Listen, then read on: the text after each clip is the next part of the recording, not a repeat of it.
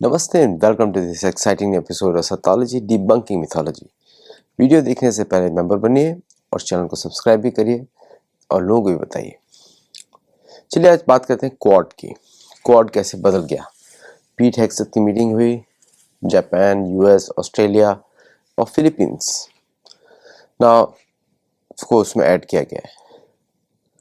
America को troops चाहिए जो उसके लिए लड़ सके, तो चाइना के विरुद्ध उसको कहीं ना कहीं उसका एक देखिए, ब्रिटिश एम्पायर जब गया तो अमेरिका को उसने आउटसोर्स कर दिया ग्लोबल दादागिरी का काम, ताकि ब्रिटिश इतना गलत नहीं लगे। फिर उसने क्या छुपाया, उसने overseas territories, British overseas territories, वो अभी भी उसका पूरा पैसिफिक में, क्यूबा के पास में, ब्रिटिश वर्जिन आइलैंड्स, ये सब उसकी टेरिटरीज है। ब्रिटेन आपको छोटा सा लगता है देश, वो तो सिर्फ देखने में लगता है। उसकी अगर सारी टेरिटरीज ऐड कर दें तो 2 मिलियन माइल्स, स्क्वायर माइल्स का एरिया आता है उसका, किलोमीटर्स, इतना उसका एरिया है। जो छोटा सा दिखता है आइलैंड, उतना छोटा आइलैंड नहीं है। British overseas territories makeup majority of Britain's revenues. उससे उसकी कमाई होती है, उसमें सारे इलीगल धंधे चलते हैं उसके। और जैसे मोनार्की पहले चोरी से पैसा कमाती थी, ये चलाती है ब्रिटेन को। और बाकी जो टैक्स पेयर्स हैं चलाते हैं गवर्नमेंट। ब्रिटिश ओवरसीज टेरिटरी का ऑफिस ही अलग होता है लंदन के अंदर। That is a major source of revenues, जिसको छुपाया जाता है और जिसको सप्लाई किया जाता है on various missions all over the world. नहीं तो ब्रिटेन कैसे मेंटेन कर पाएगा कुछ भी, राइट? तो जो दिखाया जाता है वो है नहीं ब्रिटेन का। फिर उसने अपना आउटसोर्स कर दिया दादागिरी को यूएसए को, और यूएसए के साथ उसका अम्बिलिकल कॉर्ड है, क्योंकि सेटलर्स जो आए थे उन्होंने चर्च ऑफ इंग्लैंड से यूएसए की आज़ादी मांगी, लेकिन बाद में रिलीजियसली उसी से कनेक्ट हो गए। तो अब फिर उसकी जो 5 आइज हैं, 4 आइज हैं, है ना? कौन कौन सी है? Canada, USA.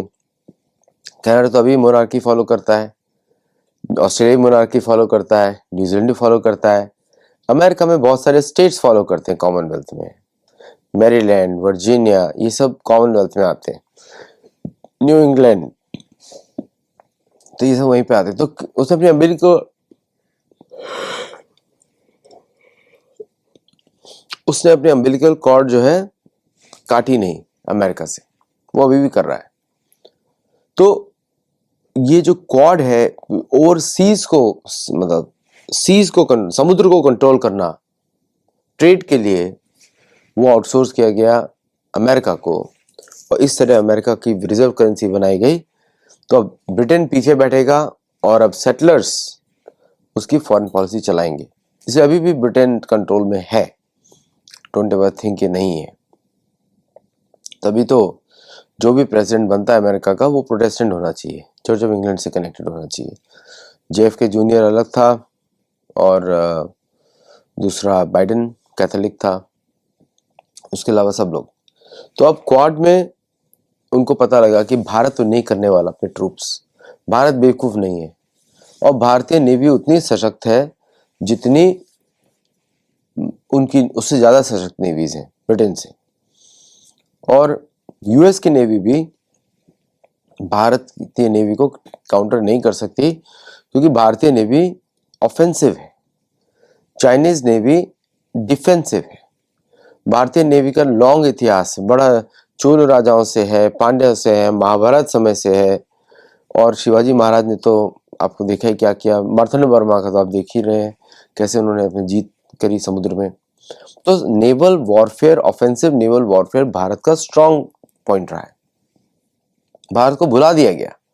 भारत तो मेजर सी फेयरिंग नेशन है, तो उनको भारत से डर है।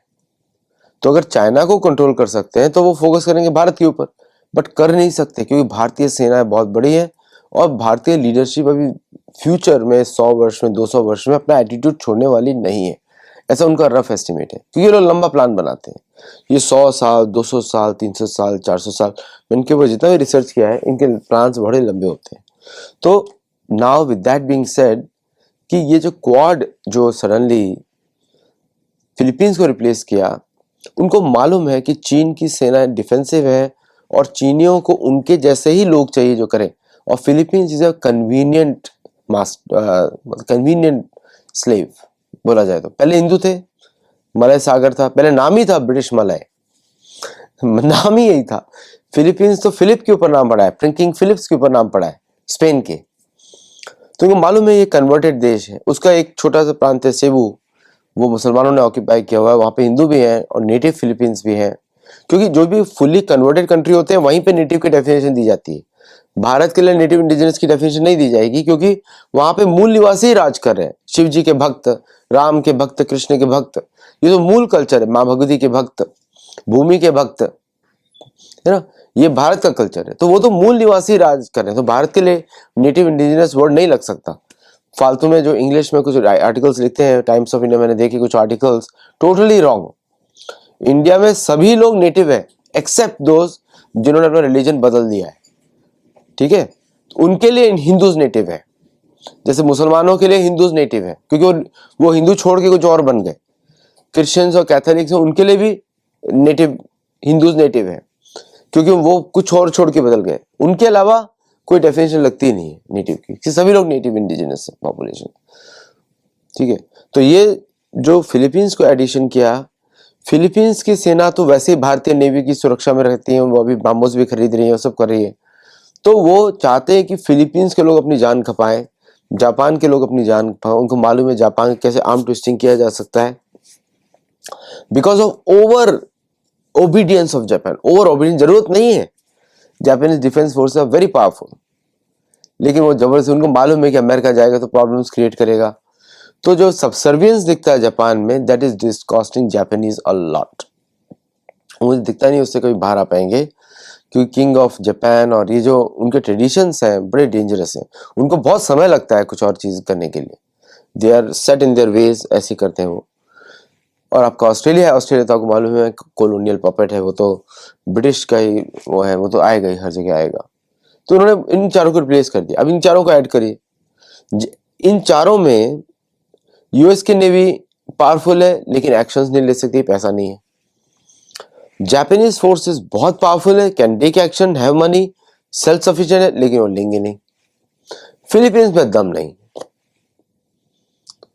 ओके, फिलीपींस में दम नहीं, क्योंकि फिलीपींस जो है, well they have Indian weapons now, तो ब्रह्मोस है उनके पास, तो दे आर वेरी पावरफुल, लेकिन उनमें कोई दम नहीं है, कुछ खास नहीं है।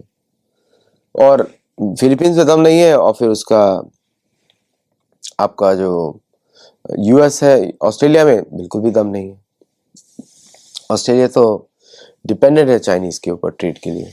मात्र 25 मिलियन लोग हैं, 2.5 करोड़ पॉपुलेशन है, कितना कर सकते हैं। तो क्वाड जो बनाया है या बदला है, हैज नो मीनिंग व्हाटसोएवर, कुछ मतलब नहीं है उसका क्वाड का। सो एनीवे, ये पॉलिटिक्स है इधर क्वाड की, और मिलिटैरिटी तो कुछ भी पॉसिबल नहीं है। ये सारे हिंदू लैंड्स हैं, सारे के सारे हिंदू लैंड्स हैं, सारे के रिलीजन्स हिंदू है। और ये जापान, ऑस्ट्रेलिया के अबोरिजिन्स भी हिंदू हैं। जापानीज तो हम मानते हैं अपने हिंदू, उनको तो उन तो शिंतो ही हिंदू ही है, सिंधु नदी से आया है। और फिलीपींस तो हिंदू था, कन्वर्ट कर दिया गया स्पेनियर्स के द्वारा, अभी अमेरिकन कॉलोनी बन गया है। तो कहीं ना कहीं पे तो ओरिजिनल नेचर कल्चर तो आएगा ऑस्ट्रेलिया को छोड़ के। तो आई डोंट थिंक से प्रैक्टिकल होने वाला है, क्वाड विल फेल अगेन। और वो लड़ रहे हैं चीनियों से। चीनी तो चीनी ऑब्वियसली चाइनीज कम्युनिस्ट पार्टी तो वियर्ड है, क्या बोल सकते हैं उसके बारे में। But based on the historical record तो नहीं लड़ सकते वो लोग। चीनियों को तो बहुत पिटाई की थी, दुर्योधन की सेना से लड़े थे वो, उनकी तो बहुत पिटाई की थी पांडवों ने। तो आई डोंट थिंक सो उनके लिए लड़ना पॉसिबल होगा, और भारतीय सेना तो बार बार करती रहती है। सो देखते हैं क्या होता है। बट क्वाड तो ये वापस फेल होने वाला है, क्वाड 2 विल ऑल्सो फेल। चलिए, thank you all very much for watching. नमस्ते, हमारे गुरुकुल में जुड़िए, कल नया बैच शुरू हो जाएगा। Thank you all very much, नमस्ते, जगन्नाथ, जय Jagannath, and I will see you in the next show. Thank you.